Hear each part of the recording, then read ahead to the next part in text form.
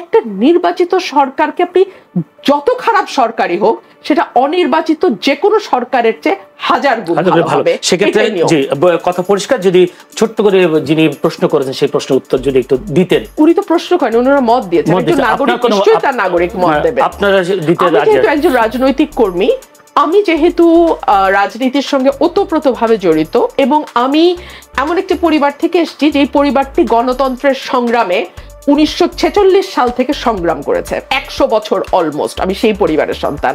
So আমি কোনো অনির্বাচিত সরকারের পক্ষে তো দাঁড়াতে পারি না। আমি গণতন্ত্রের পক্ষে, আমি নির্বাচনের পক্ষে। নির্বাচন করে মানুষ যদি নূর ভাইকে প্রাইম মিনিস্টার বানায়, আমি সেটাতেই একমত, কারণ এটা মানুষের রায়। মানুষের রায়ের ওপরে আর কোনো রায় থাকতে পারে না। ধন্যবাদ।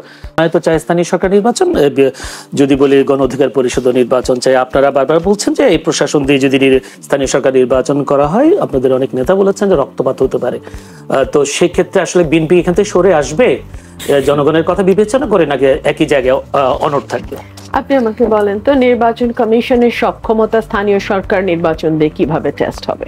নির্বাচন কমিশনে এর আগে আমরা যেটা দেখেছি, সরকার দলীয় যারা ছিলেন তাদের ব্যাপারে নির্বাচন কমিশন অন্ধ বধিরের ভূমিকা পালন করেছে।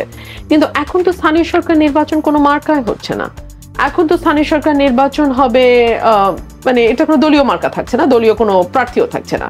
তো আপনি কিভাবে তার সক্ষমতা, মানে আপনি যদি সেই অর্থে জাতীয় নির্বাচনের সঙ্গে তুলনা করে বলতে যান, তাহলে তো তার সক্ষমতা এইভাবে মানে প্রমাণ করার জায়গা এটি নয়। দুই হচ্ছে, আওয়ামী লীগের যারা রুট লেভেলে পলিটিক্স করে তাদেরকে যদি আবারও আপনি পলিটিক্সের মূল ধারায় আনবার চেষ্টা করেন, তাহলে আমার মনে হয় স্থানীয় সরকার নির্বাচন can be the best way to do that. আপনি নির্বাচিত হয়ে যাবেন, আপনার নৌকা তো আর মার্কা নয়, আপনি অন্য যে কোনো মার্কায় দাঁড়াবেন এবং আপনি নির্বাচিত যদি হতে পারেন, আপনি কিন্তু মেইন স্ট্রিম পলিটিক্সে আবারও ঢুকে যেতে পারছেন। সো এটার একটা, এই যে আমরা এখনো কিন্তু ফয়সালা করি না। আপনি কি মনে করেন এই নির্বাচনের মাধ্যমে আওয়ামী লীগ পুনর্বাসন করার একটা সুযোগ আছে? বিরাট সুযোগ আছে। না হলে আমরা তো এখনো ফয়সালা করি নাই যে আওয়ামী লীগ বাংলাদেশের রাজনীতি করবে কি করবে না। আমি কিন্তু কোনো রায় দিচ্ছি না, ডোন্ট গেট মি রং। যেটা আমি বলতে চাইছি যে তিনটি উপায়ে যে কোনো একটি রাজনৈতিক দলের ভাগ্য নির্ধারিত হতে পারে। একটা হচ্ছে নির্বাহী আদেশ দিয়ে আপনি তাকে নিষিদ্ধ করতে পারেন, জামাতকে যেটা করা হয়েছিল। একটি হতে পারে আইনি প্রক্রিয়া অনুসরণ করে, একটি হতে পারে জনগণে গণভোট নিয়ে আপনি জনরায় নিলেন। তো এখন এই তিনটির কোনোটি আওয়ামী লীগের ব্যাপারে এখনো অ্যাপ্লাইড হয় নাই।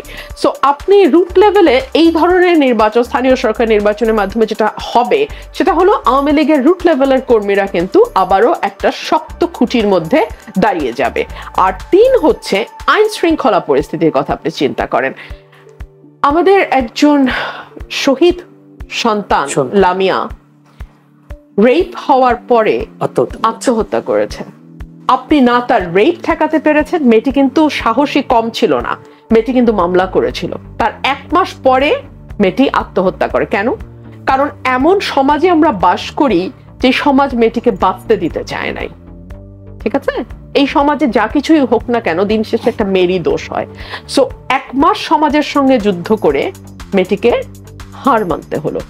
আমরা কিন্তু আইন শৃঙ্খলা পরিস্থিতি কেমন এটার জন্য খুব বেশি হাতড়ানোর দরকার নাই। আমরা যদি প্রতিদিনকার গণমাধ্যমের নিউজগুলোর দিকে একটু চোখ রাখি, আমরা বুঝতে পারবো বাংলাদেশে আইন শৃঙ্খলা পরিস্থিতি কি।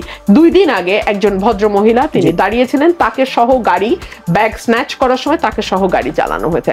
তো এই দুটো উদাহরণ মানে আমি দিলাম, কিন্তু এরকম অসংখ্য উদাহরণ আসলে প্রতিদিন হচ্ছে। এবং বলা হয় যে পুলিশ সক্রিয় হচ্ছে না। আপনি আমাদের স্বরাষ্ট্র উপদেষ্টার ব্যাপারে শুনবেন, তিনি কিছুদিন আগে বলছেন পুলিশ সক্রিয় হচ্ছে না। হ্যাঁ, এখন নাকি আগের চেয়ে একটু বেটার হচ্ছে অবস্থা, কিন্তু পুলিশ সক্রিয় সেভাবে হচ্ছে না। তো আপনি কি করে গ্যারান্টি দেবেন যে যখন লোকাল ইলেকশন হতে যাবে এই মুহূর্তে কোনো নির্বাচিত সরকারও ক্ষমতায় নাই এবং কোনো রাজনৈতিক দলও ক্ষমতায় নাই, সো একেবারে রুট লেভেলে যখন রক্তারক্তি বা মারামারি হবে, কোনো দল কিন্তু দায়িত্ব নেবে না। কেন নেবে? কারণ তারা তো ক্ষমতায় নাই। সো কোনো নির্বাচিত সরকার ক্ষমতায় নাই। সো এরকম একটা জায়গায় আপনি যখন এই ধরনের নির্বাচনের দিকে যাবেন, সেটি আইন শৃঙ্খলা পরিস্থিতির অবনতি ঘটাবে, সেটি আওয়ামী লীগের পুনর্বাসনেও সাহায্য করবে এবং সেটি সার্বিকভাবে দেশের মানে পুরো পরিস্থিতিটাকে একটা ঘোলাটের দিকে নিয়ে যাবে। তার চেয়ে বড় কথা, আসল নির্বাচন না করে আপনি এত ফন্দি ফিকির করতেছেন কেন ভাই? আপনার প্রশ্নটা হলো যে আইন শৃঙ্খলা পরিস্থিতি খারাপ, আওয়ামী লীগের পুনর্বাসন হওয়ার সুযোগ থাকে, রক্তারক্তি হওয়ার সুযোগ থাকে। তো যদি আমি এভাবে যদি একটা প্রশ্ন করি, ডিসেম্বরের মধ্যে কি আপনি মনে করেন আইন শৃঙ্খলা পরিস্থিতি ঠিক হয়ে যাবে, যেহেতু আপনার বিএনপি ডিসেম্বরের মধ্যে নির্বাচন চায়? না, আমি সেটা তখন কি রক্তারক্তি বন্ধ হবে বলে মনে হয়?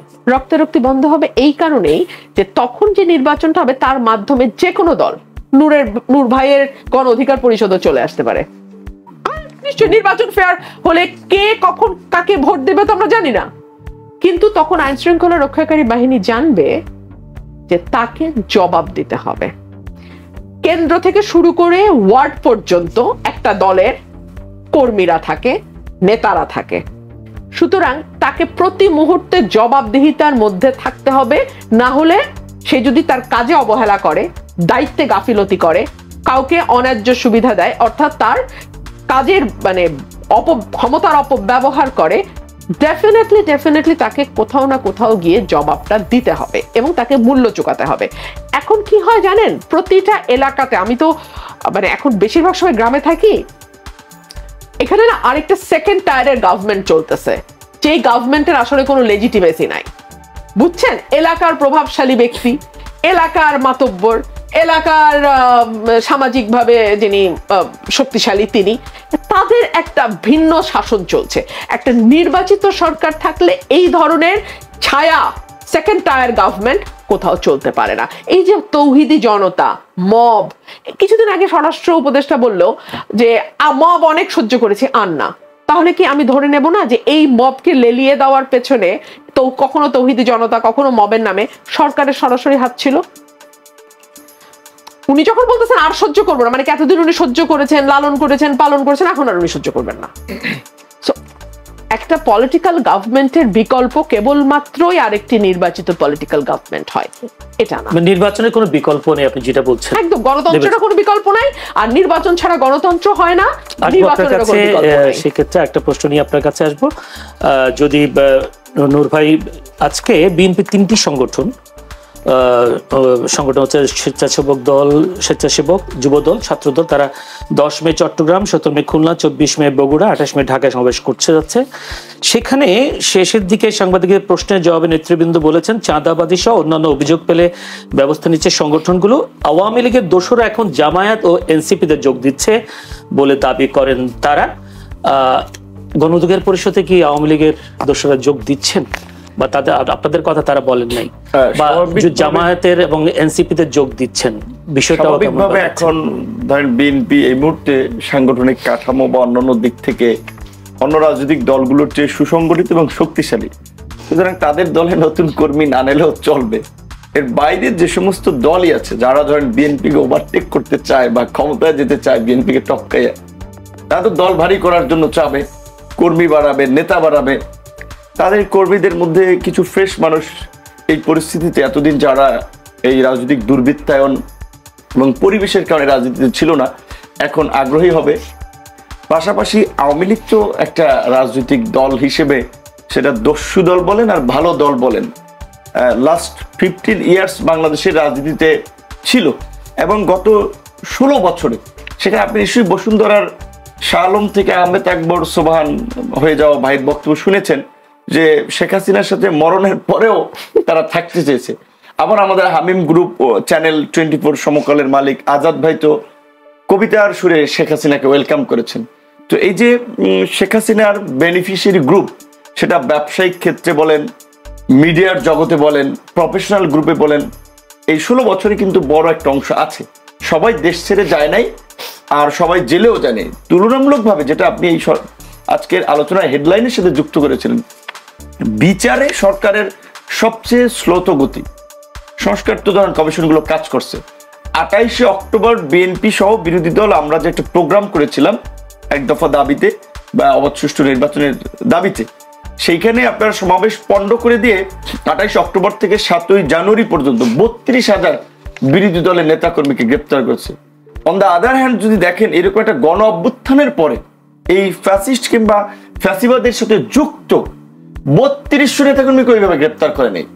এমনকি তারা যাতে আবার গ্রেপ্তার না হয় সেজন্য মাঝখানে পুলিশ হেডকোয়ার্টার থেকে একটা নোট দেওয়া হয়েছে বা প্রজ্ঞাপন দেওয়া হয়েছে বা চিঠি, যে ঊর্ধ্বতন কর্তৃপক্ষের আদেশ ছাড়া এই মামলা ওইভাবে গ্রেপ্তার না। অর্থাৎ এখানে বাণিজ্য করার কিংবা যাকে রিলিজ করার, সেভ করার একটা ভালো সুযোগ সুবিধা দিয়েছিল। সেক্ষেত্রে বিচারের ক্ষেত্রে এই জন্য বলছি খুব গতি আসেনি। এখন আপনার যে কোশ্চেনটা ছিল যে আওয়ামী লীগের দোসরেরা কিংবা আওয়ামী লীগের বেনিফিশিয়ারিরা অনেকে বিভিন্ন দলে যোগ দিচ্ছে। এটা এনসিপিতে যেতে পারে, জামায়াতে যেতে পারে, আমার দলে আসতে পারে, তবে নৈতিকভাবে আমরা আমাদের নেতা বিএনপিতে যোগ দিতে দেখছেন কিনা? বিএনপিতেও দু এক জায়গায় যোগ দিচ্ছে। বিএনপির টপ লেভেল থেকে বলা হচ্ছে, কিন্তু তৃণমূলে আবার বিএনপির মতো বড় দল তো গ্রুপিং আছে, তো এক এক গ্রুপ ভারী করার জন্য কিছু নিচ্ছে। মোটামুটি বলতে গেলে সব দলই কিছু কিছু যাচ্ছে।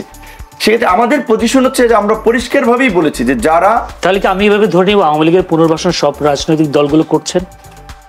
অনসেন্সে বলতে পারেন। সবচেয়ে আমার মনে হয় যে এই ক্ষেত্রে নাম্বারিং করলে এগিয়ে থাকবে আমাদের বিপ্লবের ঠিকাদার বনে যাওয়া ভাইয়েরা। কারণ আওয়ামী লীগ যেমন ৭১-এর মুক্তিযুদ্ধে এককভাবে ঠিকাদার হয়ে গিয়েছিল, যে মুক্তিযুদ্ধের চেতনা স্পিড তারাই, ঠিক আমাদের এই গুটি কয়েক ছাত্র বন্ধুরা যারা বিভিন্ন ছাত্র সংগঠনের যেমন বৈষম্য বিরোধী আন্দোলন, এখান তো ছাত্র দল, শিবির, বাম, ডান সবাই সাপোর্ট করেছে। সবচেয়ে বড় কথা, এই ফ্যাসিবাদকে তাড়ানোর জন্য দলমত নির্বিশেষে সকল মানুষ সাপোর্ট দিয়েছিল। সেটাকে পুঁজি করে তারা এখন অনেক ক্ষেত্রে এমন কথাবার্তা বলে যে অভ্যুত্থান তারাই সবকিছু করেছে, তারাই এটা ঠিকাদার। তো তাদের দলে সবচেয়ে বেশি সংখ্যক। ধন্যবাদ। তো সেক্ষেত্রে বলছি যে নির্মূল করার কথা বলে, ফ্যাসিবাদের নিষিদ্ধের কথা বলে, আবার তলে তলে কিন্তু বিভিন্ন ভাবেই সবাই তাদেরকে পুনর্বাসন করছে। ধন্যবাদ নূর ভাই। রুমিন আপা, যদি যে আজকে যে 3 দল আপনাদের সহযোগী সংগঠন, স্বেচ্ছাসেবক দল, যুব দল, ছাত্র দল, তারা বলেছেন যে আওয়ামী লীগ দোসরদের জামায়াত এবং এনসিপিতে যোগ দিচ্ছে। যদি আমি ছোট্ট করে কিছু ঘটনার কথা বলি, আওয়ামী লীগ নেতাকে ছাড়াতে জামায়াত গাজীপুর আটকের পর থানা থেকে আওয়ামী লীগ নেতা শফিকুল শিকদারকে ছাড়িয়ে নিতে বিক্ষোভ মিছিল করেছেন জামায়াত নেতারা। 4 জানুয়ারির ঘটনা। পটুয়াখালী রাঙ্গাবালী উপজেলা বিএনপির সভাপতি আব্দুর রহমান ফরাজ আওয়ামী লীগের নেতাকর্মীদের প্রতি সহানুভূতি প্রকাশ করেছেন। উপজেলা আওয়ামী লীগের সকল নেতাকর্মী বিএনপিতে আসার জন্য আহ্বান জানিয়েছেন। নেত্রকোনা বিএনপি একই কথা আওয়ামী লীগের লোকদেরকে প্রশ্রয় দিচ্ছেন। ঠাকুরগাঁও বিএনপিতেও যোগদান করেছেন অনেকে। 22 ডিসেম্বরের রিপোর্ট যুগান্তর। একইভাবে বিএনপির মহাসচিব মির্জা ফখরুল ইসলাম আলমগীরও বলেছেন যারা সন্ত্রাসী কাজে জড়িত না, সন্ত্রাসী কাজে জড়িত, গণহত্যায় জড়িত, তারা ছাড়া বাকিরা বিএনপিতে আসলে কোনো সমস্যা নেই বা বিএনপিতে যোগ দিতে পারে, আসার কোনো সুযোগ নেই। ওরা আসতে পারবে না মানে বাকিরা আসতে পারবে, বিষয়টা এরকম। আপনি কি মনে করেন যে সাবের হোসেন চৌধুরী বা আব্দুল মান্নানের মতো যারা পরিচ্ছন্ন রাজনীতিবিদ বলে জামিন পেয়েছেন, তারাও যদি দলে আসেন আপনারা তাদের নেবেন কিনা? এই ব্যাপারে মন্তব্য করার জন্য আমি উপযুক্ত মানুষ নই। আমার দলের সিনিয়র নীতি নির্ধারণী মহল আছেন, স্ট্যান্ডিং কমিটি আছেন, অ্যাক্টিং চেয়ারম্যান আছেন, চেয়ারপারসন আছেন। ওনারা যেটা সিদ্ধান্ত নেবেন সেটাই হবে। তবে এখন পর্যন্ত তৃণমূলে আমাদের উপরে যে নির্দেশনা, আওয়ামী লীগের সঙ্গে রাজনীতি নয়, আওয়ামী লীগের সঙ্গে কোনো আতাত নয়, আপোষ নয়, আওয়ামী লীগকে দলে আনার তো প্রশ্নই ওঠে না। আমি খুবই শক্তভাবে আমার ছোট্ট 2টা উপজেলা ভাই, আমি সেই 2টো উপজেলায় আমি আমার নেতৃত্বে যে গ্রুপ, আমি খুবই স্ট্রিক্টলি সেটা ফলো করি। আওয়ামী লীগের সাথে আমার অন্তত ন্যূনতম কোনো রাজনৈতিক কোনো সংযোগ নাই। তবে হ্যাঁ, একই সঙ্গে তো আওয়ামী লীগের যারা নেতা ছিলেন, আমাদের মহাসচিব মির্জা ফখরুল ইসলাম আলমগীর যে কথাটি বলেছেন যে যারা কোনো ফৌজদারি অপরাধে যুক্ত নন, ফৌজদারি অপরাধ, দ্যাট ইজ ভেরি ইম্পর্টেন্ট। তারা যদি ফৌজদারি অপরাধে যুক্ত নন, আওয়ামী লীগ যেহেতু এখনো নিষিদ্ধ হয় নাই, তাদেরকে আপনি নিষিদ্ধ সংগঠন করবার দায়ে অভিযুক্ত করতে পারছেন না। তাহলে আপনি আসলে তাদেরকে অভিযুক্ত কিসে করবেন, সেই প্রশ্নটাও তো থাকে। ধন্যবাদ। আজকে একটি শুনলাম নাহিদের জন্মদিন ছিল আজকে, এনসিপির জাতীয় নাগরিক পার্টির আহ্বায়ক নাহিদ ইসলামের জন্মদিন। এই উপলক্ষে শুভেচ্ছা জানাতে গিয়ে তাকে আগামীর প্রধানমন্ত্রী আখ্যা দিয়েছেন দলটির দক্ষিণাঞ্চলের মুখ্য সংগঠক হাসনাত আব্দুল্লাহ। পোস্ট দিয়ে বলেছেন, যদি একটু বলতেন আসলে কিসের ভিত্তিতে তাকে প্রধানমন্ত্রী বলা হচ্ছে বা বলছেন। আমি একটু আগে বলেছিলাম সকল রাজনৈতিক দল তার আকার যেরকমই হোক, জনসমর্থন যেমনই হোক, প্রত্যেকে কিন্তু তার মতন করে রাষ্ট্র পরিচালনার দায়িত্বে যাওয়ার স্বপ্ন দেখে। সেই স্বপ্ন থেকে হয়তো তিনি তার দলের প্রধানকে বলেছেন। ধন্যবাদ নুরুল হক নূর। আমার কাছেও খুব কম সময়। আজকে সম্ভবত আইনমন্ত্রী আনিসুল হকের একটা দিয়েছি আমরা আদালতে যাওয়ার পথে, বা ওনার রিমান্ড মঞ্জুর হয়েছেন একটা মাদ্রাসার ছাত্র হত্যা মামলায়। আদালত থেকে বের হওয়ার পর কিছু আইনজীবী তাকে চড় থাপ্পড় মেরেছেন। বিষয়টাকে আপনি কিভাবে দেখছেন? জিনিসটা কি আমাদের রাজনৈতিক অঙ্গনে একটু খারাপ দিকে যাচ্ছে কিনা, বা ভবিষ্যতে এটাকে কোনো এক্সাম্পল হিসেবে ধরবে কিনা ভবিষ্যতে? এটার জন্য আসলে সরকার দায়ী। আমি মনে করি যে আমরা যেটা বলছিলাম যে যারা বড় ধরনের ক্রিমিনাল তারা এখনো ধরাছোঁয়ার বাইরে, এবং কিছু কিছু লোককে ধরা হয়েছে, আবার কিছু লোককে ছাড়িয়ে দেওয়া হয়েছে। যেমন আপনি সাবের চৌধুরীর কথা বললেন, আর ভদ্রলোকের আনোয়ার হোসেন মঞ্জু সাহেব, এরকম কয়েকজনকে ছাড়া হয়েছে। আমরা যতদূর জানি, টু বি অনেস্ট, এটা বাস্তব যে সরকারের গ্রিন সিগন্যালই তাদেরকে ছাড়া হয়েছে।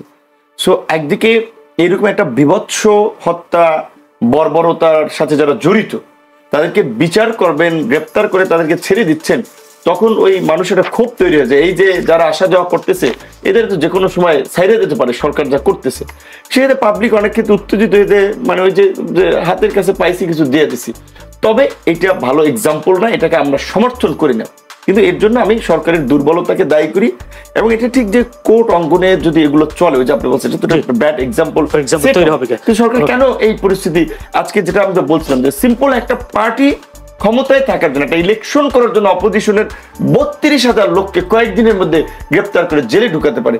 আর এই সরকার মানে এতদিনেও কিন্তু 3200 নেতাকর্মীকে ওইভাবে গ্রেপ্তার করতে পারে। এটা নিয়ে কিন্তু ক্ষোভ আছে যারা গত 16 বছরে ভুক্তভোগী। কাজী সরকার যদি হাতলাইনে না যায় তাহলে ওই ক্ষোভের বহিঃপ্রকাশ হাটে, বাজারে, মাঠে, আদালতে সবখানে হবে। আমি একটু আলাপ করতে চেয়েছিলাম আসলে আমাদের বিশেষ করে দেশের আইন শৃঙ্খলা পরিস্থিতি নিয়ে, ছোট্ট করে বলতে চেয়েছিলেন আসলে এখন যে পরিস্থিতিগুলো চলছে আইন শৃঙ্খলা